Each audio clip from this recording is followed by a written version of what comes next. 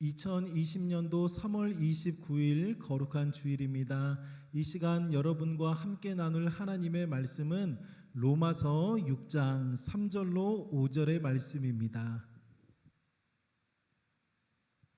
로마서 6장 3절로 5절의 말씀을 우리 함께 읽도록 하겠습니다. 무릇 그리스도 예수와 합하여 세례를 받은 우리는 그의 죽으심과 합하여 세례를 받은 줄을 알지 못하느냐.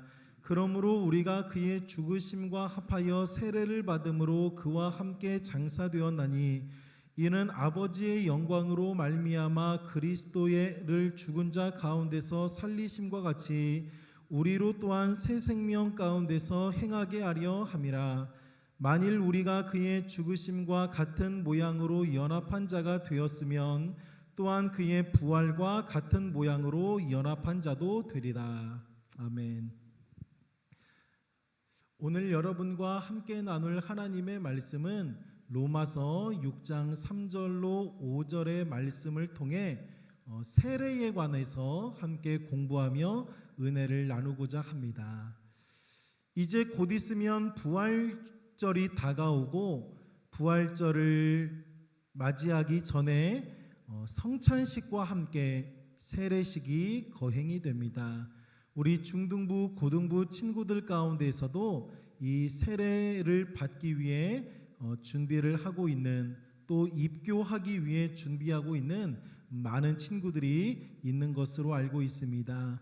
오늘은 세례에 관해서 함께 공부하며 세례가 과연 무엇인지, 그리고 오늘날 세례가 우리에게 어떠한 의미인지 함께 생각해 보면서 세례를 받은 자의 삶에 대해 함께 나누기를 원합니다. 먼저 이 세례란 말은 씻는다라는 뜻입니다. 어렵지 않죠? 씻는다. 목사님도 그렇고 우리 친구들도 그렇고 밖에 외출하고 집에 돌아오면은 우리의 손과 발을, 그리고 먼지로 더럽혀진 우리의 몸을 깨끗하게 씻습니다. 세례, 씻는다. 무엇을 씻는 것일까요? 그렇습니다. 하나님 앞에서 죄로 말미암아 더러워진 우리의 마음과 또 영혼을 그리스도의 보혈로 씻는다라는 뜻이 바로 세례입니다. 그래서 이 세례를 받을 때에 우리 머리에다가 물을 뿌리거나 물을 적시는데요, 이것은 일종의 의식이라고 할 수 있습니다.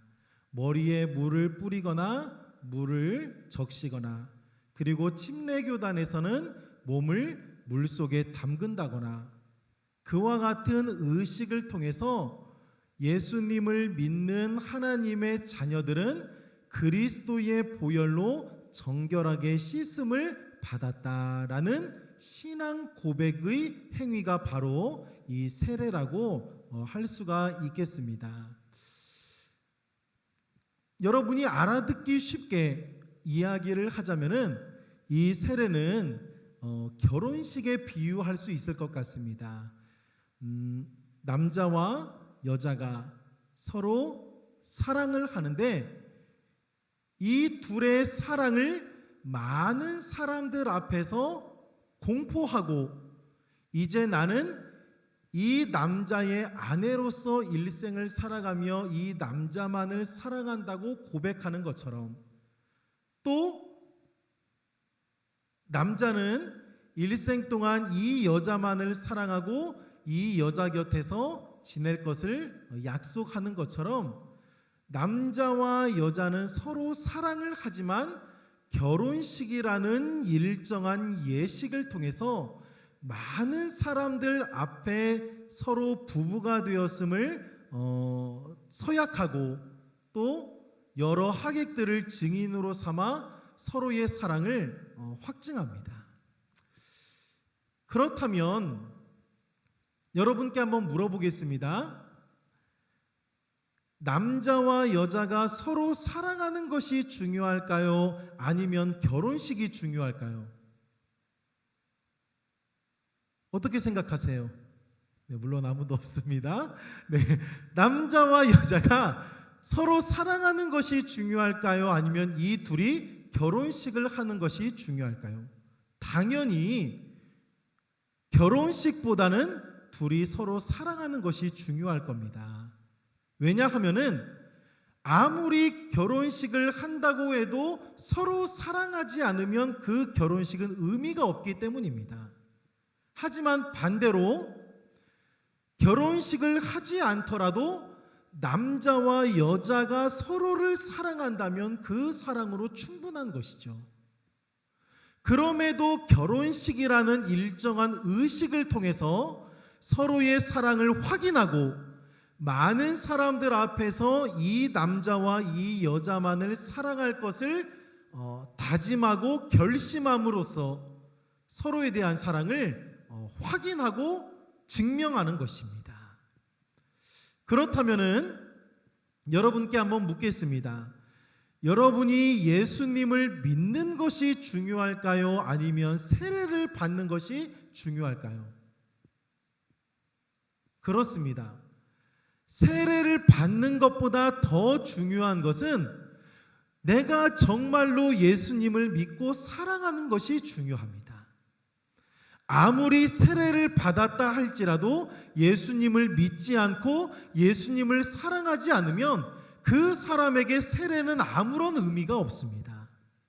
반대로 비록 세례를 받지 못했을지라도 내가 예수님을 믿고 예수님을 진심으로 사랑하면은 그것으로 충분한 것입니다. 그럼에도 불구하고 우리가 세례를 받는 것은 마치 사랑하는 남녀가 결혼식을 통해서 서로의 사랑을 확인하는 것처럼 세례식을 통해서 예수님과 결혼하는 것입니다. 예수님, 이제는 제가 예수님만 믿고 따르겠습니다. 예수님, 이제는 내가 세상 다른 것에 한눈 팔지 않고 오직 예수님만 사랑하겠습니다.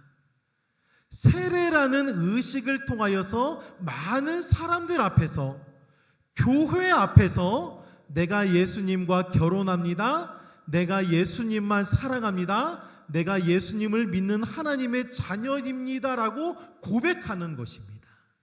그렇기 때문에 하나님을 믿고 사랑하는 사람에겐 세례가 중요한 것입니다. 목사님은 우리 중고등부 모든 친구들이 세례를 받기 원합니다. 그러나 하나님을 믿지 않고 예수님을 사랑하지 않으면서 받는 세례 말고 하나님을 믿고 예수님을 섬기며 사랑하는 진실한 마음을 교회 앞에서 고백하고 또 선언함으로써 예수님과 결혼하는 상징적인 의식으로서의 세례를 또한 받기 원합니다. 여러분이 어렸을 때에는 아직 생각하고 또 판단하고 책임지고 스스로 고백하는 일이 어려웠지만 이제 만 14세 이상이 되면은 누구나 자기가 스스로 신앙을 고백할 수 있는 연령이 되었으리라 생각을 합니다. 그래서 우리 중등부, 고등부 친구들은 부모님에 의해서가 아니고 교회에서 목사님이나 전도사님이 시켜서가 아니고 정말로 하나님을 사랑하고 예수님을 섬기는 마음으로 때가 되었으니 배우고 믿고 세례식을 통해서 예수님과 결혼하는, 예수님을 더욱 사랑하는 은혜가 있기를 축복합니다. 그런데 여기서 중요한 것이 한 가지 있습니다. 그것은 무엇이냐면 예수님을 사랑할 때에 우리가 예수님을 인격적으로 사랑해야 된다는 거예요. 인격적으로. 오늘 이 단어를 잘 기억하십시오. 인격적으로. 우리가 흔히 인간에 대해서 또 하나님에 대해서 인격적이라고 말할 때는 반드시 세 가지 요소를 포함하고 있습니다. 첫 번째는 우리의 감정이 있고요. 두 번째는 우리의 지식이 있어야 됩니다. 그리고 세 번째로는 의지가 있어야 됩니다. 다시 말해서 인격적으로 하나님을 사랑한다는 것은 우리가 하나님을 알고 마음으로 하나님을 사랑하고 감정을 말하죠. 마지막으로 우리가 의지와 결단을 다해서 하나님을 사랑하는 것을 말합니다. 인격의 세 가지 요소, 의. 그렇다면 한번 생각해 보도록 하겠습니다. 첫 번째로 먼저 하나님을 사랑할 때에는 우리의 마음으로 하나님을 사랑해야 됩니다. 감정으로. 목사님이 연애를 많이 해본 것은 아니지만 목사님을 아껴주고 사랑했던 사람이 있었습니다. 그런데 목사님은 그 사람이 나를 얼마나 아껴주고 나에게 얼마나 친절하고 상냥하게 대해주고 또 그 사람이 얼마나 좋은 성품의 사람인지 잘 알고 있었습니다. 그런데 문제는 무엇이냐면 목사님 마음 안에서 그 사람을 향한 사랑의 감정이 느껴지질 않는 거예요. 그 사람이 얼마나 좋은 사람이라는 것을 알기는 하지만 그 사람을 향해서 감정적으로 사랑하는 마음이 없어요. 그럼에도 불구하고 내가 그 사람을 사랑한다고 말할 수 있을까요? 그럴 수 없습니다.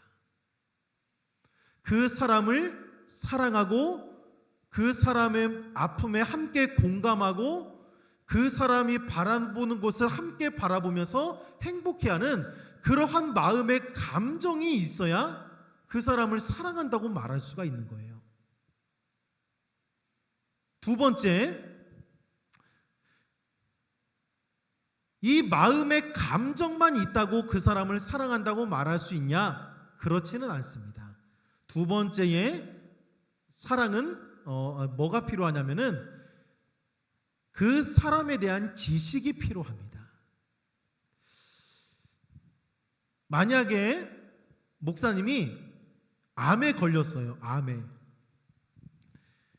그래서 너무나 아파하고 고통스러워하고 있는 목사님의 모습을 보자 목사님의 어머니가 하루는 목사님을 부르는 거예요. 형배야, 이 세상에 나보다 너를 더 사랑하는 사람은 아무도 없다. 그렇게 말하면서 부엌에 가시더니 부엌칼을 가지고 목사님을 침대에 올려놓은 채로 옷을 막 벗기는 거예요. 수술을 시키려고. 그러면 어머니는 비록 마음으로는 목사님을 사랑한다고 하지만 암을 치료하기 위해서 칼을 가지고 옷을 벗기는 것은 사랑하는 행위라고 할 수가 있을까요? 그렇지 않습니다. 이 암을 고치고 병을 치료하기 위해서는 의학에 대한 고도의 지식과 함께 오랜 세월 훈련을 통한 숙달된 기술이 필요합니다. 누군가를 사랑한다는 것은 그 사람을 향한 마음의 감정뿐만이 아니라 그 사람이 어떠한 사람인지를 알아야 돼요. 만약에 여러분이 목사님을 사랑한다고 했을 때 목사님이 무엇을 좋아하고 무엇을 싫어하는지도 모르고 목사님의 이름도 모르고 목사님의 취미나 목사님의 마음도 모르고 여러분이 목사님을 사랑한다고 말할 수가 없는 거예요. 그렇겠죠? 그래서 우리가 누군가를 사랑할 때에는 반드시 그 사람을 향한 마음의 감정도 있어야 되겠지만 그 사람에 대한 지식이 있어야 됩니다. 이 사람이 어떤 사람인지, 이 사람이 무엇을 좋아하고 무엇을 싫어하는지, 이 사람이 무엇에 행복해하고 무엇을 고민하고 있는지 그 사람에 대한 아는 지식이 필요해요. 자, 하지만 사랑에는 마지막 중요한 요소가 한 가지 더 있습니다. 무엇일까요? 그 사람을 향한 감정과 그 사람에 대한 지식과 함께 그 사람에 대한 의지적인 노력이 필요합니다. 이것은 무슨 말이냐? 자, 여러분이 목사님이 무엇을 좋아하고 무엇을 싫어하는지 알고 있어요. 그런데 목사님을 사랑한다고 하면서 목사님이 싫어하는 것만 골라 하는 거야. 목사님, 저는 목사님을 사랑해요 라고 말하는데 목사님이 싫어하고 목사님을 기분 나쁘게 하고 목사님이 안 좋아하는 일만 행하는 거야. 그것은 진정한 의미에서 사랑한다고 말하는 게 아니겠죠. 그 사람을 사랑한다면은 그 사람이 좋아하는 것을 내가 의지적으로 행하려고 노력하고 그 사람으로부터 사랑을 얻으려는 그런 노력들이 필요하다는 거예요. 이것은 하나님에게도 마찬가지입니다. 하나님, 제가 하나님을 사랑합니다, 예수님을 사랑합니다라고 말로써 감정과 하나님을 아는 지식은 있는데 하나님이 원하시는 대로 살지를 않아. 그것은 하나님을 사랑하는 게 아니에요. 하나님을 사랑한다면 하나님이 기뻐하고 원하는 것을 비록 내가 싫더라도 그것을 의지적으로 행하려는 시도와 노력이 있어야 되는 거예요. 그렇습니다. 그래서 내가 하나님을 사랑하고 예수님을 섬길 때에는 세 가지가 필요합니다. 첫째, 정말로 예수님께서 나를 얼마나 사랑하시고 나를 위해 달려 죽으신 그 십자가의 은혜를 생각할 때마다 마음이 뜨거워지고 내 안에서 그 사랑에 겨워 눈물이 막 흐르고 저절로 무릎이 꿇어지면서 주를 향한 감사와 찬송이 터져나오는 마음의 감정이 있어야 돼요. 두 번째로는 감정만 있는 것이 아니라 그 사람이 무엇을 좋아하고 무엇을 싫어하는지, 그 사람이 무엇을 원하고 무엇을 원하지 않는지, 그 사람에 대한 하나님과 예수님에 대한 분명한 지식이 있어야 돼요. 지식이 없이 사랑한다 불가능합니다. 마지막 세 번째로는 뭐가 필요할까요? 이제는 그 하나님께서 기뻐하시고 원하시는 것을 내가 의지적으로 행동해야 돼요.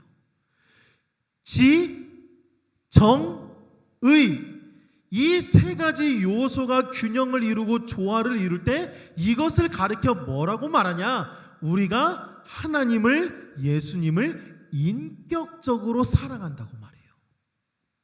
그리고 하나님을 정말로 인격적으로 사랑하는 사람이 예수님과 더불어서 결혼하는 것이 바로 세례입니다. 이해가 되셨으면 좋겠는데, 사랑하는 우리 중등부, 고등부 친구들, 여러분 세례를 받으십시오. 하지만 세례보다 더 중요한 것이 있습니다. 그것이 무엇일까요? 예수님을 인격적으로 사랑하는 것입니다. 예수님은 여러분을 인격적으로 사랑하셨습니다. 영원한 형벌을 받을 것을 안타까워하고 불쌍히 여기는 마음으로 내가 너를 대신하여 십자가에 못 박혀 죽겠다라고 우리를 향한 사랑의 감정이 십자가에서 폭발하셨습니다. 뿐만 아니라 예수님은 목사님과 여러분을 잘 알고 있습니다. 우리가 어떤 고민을 하고 우리의 마음에 어떤 아픔과 슬픔이 있고 또한 우리가 무엇을 기뻐하고 즐거워하는지, 심지어 여러분의 머리털까지 세신바되어서 여러분을 아십니다. 그리고 그 예수님은 우리를 향한 사랑과 우리에 대한 그 아는 지식만 있었을 뿐 아니라 실제로 저와 여러분을 구원하기 위해 십자가에 못 박혀 죽으셨습니다. 60kg이 되었던 십자가를 등에 짊어지고 골고다 언덕을 올라가셔서 십자가에 달려 손목과 발목에 커다란 못이 박히시고 피를 흘리시고 죽으셨습니다. 예수님의 사랑은 말로만 하는 사랑이 아니라, 감정으로만 하는 사랑이 아니라, 머리로만 하는 사랑이 아니라 실제로 우리를 위해 십자가에 달려 죽으심으로 우리를 향한 하나님의 사랑을 확증하신 사랑입니다. 그 예수님은 우리를 마음으로, 지식으로, 의지적으로, 다시 말해 인격적으로 사랑하셨어요. 이제는 저와 여러분 역시 예수님을 인격적으로 사랑할 수 있기를 바랍니다. 영상을 통하여 예배를 드리고 있는 우리 중고등부 친구들, 목사님은 지금 예배가 중단되었다고 생각하지 않습니다. 우리가 주일날 함께 모여서 드리는 공적인 예배가 코로나19라는 커다란 어려운 사태로 인하여서 공적 예배가 가정 예배의 형태로 잠시 바뀌었을 뿐이라고 생각을 합니다. 물론 이 사태가 진정이 되면 주일은 공적 예배로 하나님 앞에 올려드려야 됩니다. 그러나 시국이 시국인 만큼 많은 우리 성도님들, 친구들이 가정에서 예배를 드리고 있는데 그 예배나 우리가 모여서 드리는 예배나 다르지 않습니다. 여러분이 있는 곳에서 영상을 통해 하나님을 예배하고 더 나아가 여러분이 있는 그 자리에서 하나님을 사랑하되 인격적으로 사랑할 수 있기를 바랍니다. 기도하겠습니다. 하나님 아버지, 은혜와 사랑을 감사합니다. 오늘 말씀을 통하여서 우리가 세례에 관하여 또한 예수님을 어떻게 사랑해야 되는지, 예수님을 사랑하되 말과 혀로만 하는 것이 아니라 마음의 감정으로만 사랑하는 것이 아니라 인격적으로 예수님을 사랑할 수 있도록 은혜를 베풀어 주옵소서. 예수님도 우리를 인격적으로 사랑하셨고 우리도 예수님을 인격적으로 사랑하기를 원하오니 하나님의 그 은혜와 예수님의 십자가 사랑이 우리 안에 가득하게 하여 주시고, 더 나아가서 이제 때가 되어 우리 중등부 고등부 친구들이 세례를 받고 예수님과 영적으로 결혼하여서 예수님만 사랑하며 섬기는 우리 모든 중고등부 친구들이 될 수 있도록 은혜를 베풀어 주옵소서. 예수님의 이름으로 기도합니다. 아멘.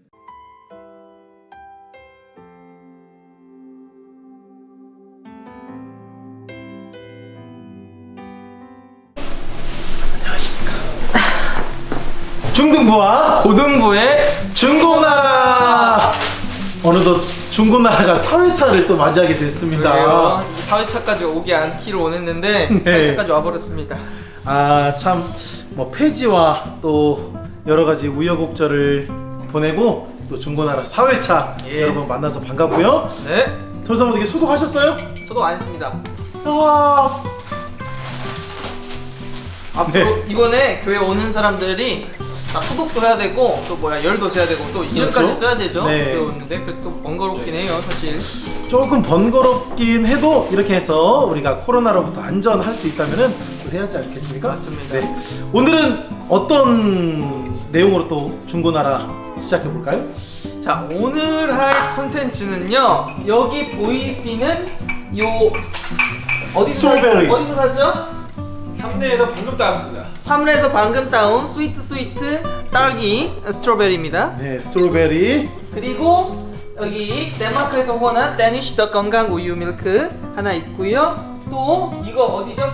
프랑스? 생제마르 이거 라파르쉐. 라파르쉐 라파르쉐 비정제 비정제 설탕. 네, 정제를 하지 않은 설탕이래요. 정말. 그러면 이 세 가지 재료를 오늘 만들어 볼 건 뭔가요? 그것은 바로 무려 딸기 라떼입니다. 근데 그냥 딸기 라떼가 아니고요. 어떤 딸기 라떼죠, 집사님? 방금 생딸기 라떼입니다. 아, 청을 만들지 않고 네. 바로 만들어 먹는 좀 완제품이 지금 벌써 하나 만들어지긴 했는데요. 이렇게 만들어가지고 바로 그냥 호로록 떠먹을 수 있는 아주 맛있는 딸기 라떼입니다. 맞습니다. 이것을 오늘 한번 만들어 볼 건데요. 어떤 재료가 들어가냐, 이게 재료가 끝입니다. 이거밖에 없어요. 우유, 비정제 설탕, 그리고 딸기, 그리고 우리들의 열정. 이거 4개밖에 필요 없고요. 이제 여기서 지금 준비하고 있는데 안으로 한번 카페 안으로 들어가서 과정을 한번 살펴보도록 하겠습니다. 따라오시죠. 고고.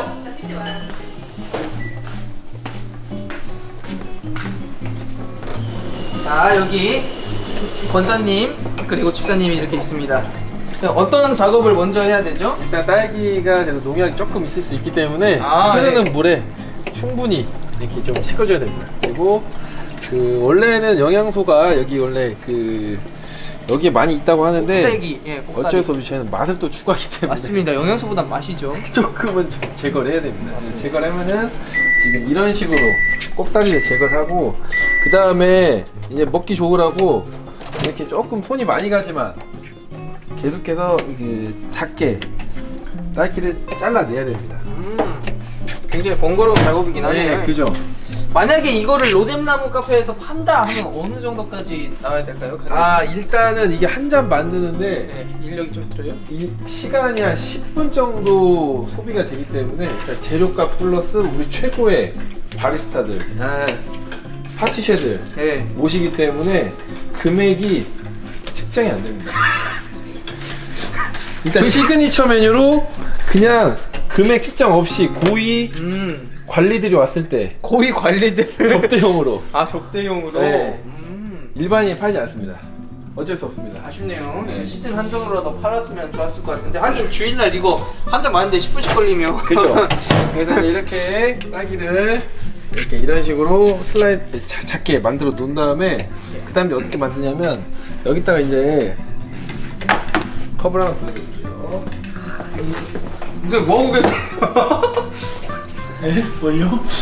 여기 이제 일회용 이 뭐야 원래는 이렇게 일회용 컵 쓰면 안 되는데 일단은 여기 어떻게 들어가는지 보여주기 위해서 잠깐 오늘 하루만 한 개만 쓰겠습니다. 네. 카페한테 말하고 쓰는 거죠? 먼저 얼음을 먼저 넣는 거예요? 이 얼음을 한 3분의 2 정도만 이렇게 붓습니다. 3분의 2 정도만. 그리고 나서 우유를 좀 붓습니다. 우유 조금 붓고 그 다음에 이게 원래는 건강하게 먹기 위해서는 여기다가 바로 딸기를 넣어서 먹어야 되는데 그냥 딸기랑 우유잖아요. 그 딸기 우유죠. 근데 그래도 우리는 조금 그래도 맛을 추가하지 않을 수 없기 때문에 비정제 설탕을 조금 넣습니다. 비정제 설탕과 비정제는 무슨 차이가? 그죠. 비정제 설탕과 정제 설탕은 일단 가격이 확연히 다르고요. 그다음 두 번째는 이 설탕의 풍미라고 하는데 풍미 자체가 달라요. 그리고 이 사람의 혀는 간사하기 때문에 좋은 걸 먹게 되면 당연히 좋은 것만 찾게 돼 있습니다. 그리고 가격도 비싸고 열량도 조금 더 높습니다. 좀 먹어봐도 돼요, 이거? 먹어봐도 돼요. 어디서 구입할 수 있나요? 이거는 시중에 잘 팔지 않고요. 인터넷에서 라파르쉐라고 치면은 나옵니다. 그리고 이렇게 우유를 조금 넣은 다음에 그 다음에 이제 라파르쉐가 들어간 우유를 좀 넣어야 되는데 이렇게 여기다 이렇게 한 다음에 이거를 렌즈에다 한 30초 정도 돌렸어요. 돌려가지고 설탕을 잘 녹인 다음에 설탕이 밑에 그래도 가라앉을 수 있으니까 이렇게 부어줍니다. 부어주고 그 다음에 또 우유를 좀 조금 넣어가지고 우유를 총 그럼 3분 넣는 거네요? 그죠, 잘 속일 수 있게. 왜냐면 그 설탕의 단맛이 충분히 이렇게 섞일 수 있게 한 다음에 저희는 원가 절감 이런 거 없습니다. 그냥 딸기를 한 줌. 한 줌 손 소독했어요? 했습니다. 네. 원래 보면 못 먹습니다. 저기 뒤에 딸기 써시는 분은 딸기 써는 원래 AI인가요? 아까부터 저 동작만 반복하시는데 원래는 일회용 위생장갑을 끼고 해야 되는데 일회용 위생장갑 끼고 다시 할까요? 아니요. 괜찮습니다. 음식의 손맛. 원래 짠맛. 단짠단짠. 일회용 위생장갑 원래 끼고 해야 되는데 본인 먹으면 되잖아요. 제가 네. 먹겠습니다. 제가 먹겠습니다. 그리고 이렇게 하면은 맛있는 딸기 라떼가 만들어집니다. 그러면 이 비정제 설탕이 조금 시중에서 판매하지 않아서 어렵기는 해도 이것만 있으면 충분히 집에서도 만들어 먹을 수 있겠네요. 물론 이제 비정제 설탕 못 구했을 때에는 흰 설탕으로 해도 상관없습니다. 백설탕으로. 네, 그 대신 맛은 보장 못합니다. 네. 참 보기도 좋고 맛도 있고. 배준호 선 그러면 직접 한번 또. 시험 해보시죠. 일단 딸기 맛이 나네요. 딸기 맛이 납니다. 그리고 바나나 맛은 안 나요? 한번 우유를 한번 쭉 쉐리 맛. 하나 먹어보세요.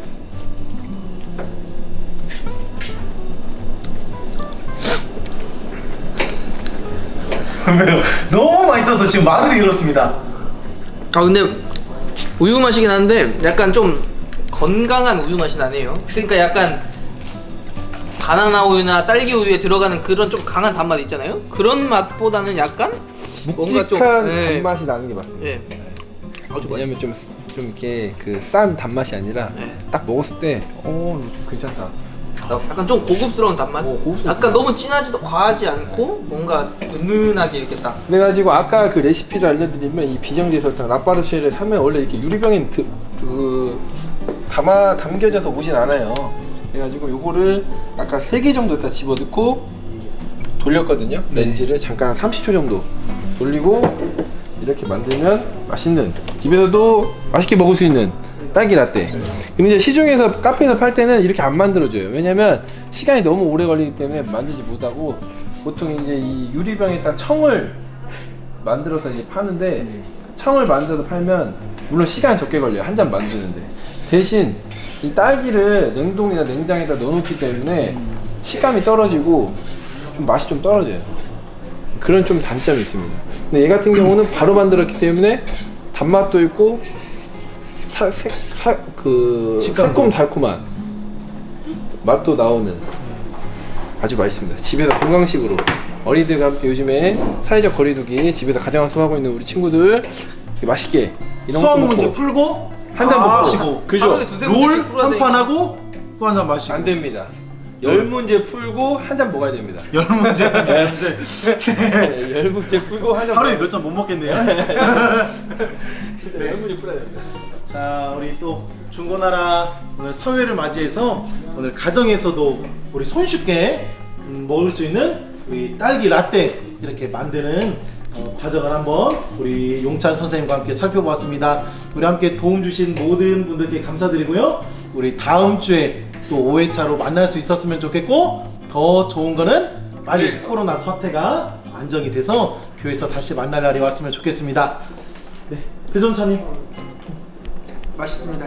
네, 그렇습니다. 지금까지 우리 다시 만날 날을 기다리며 지금까지 중등부와 고등부의 중고나라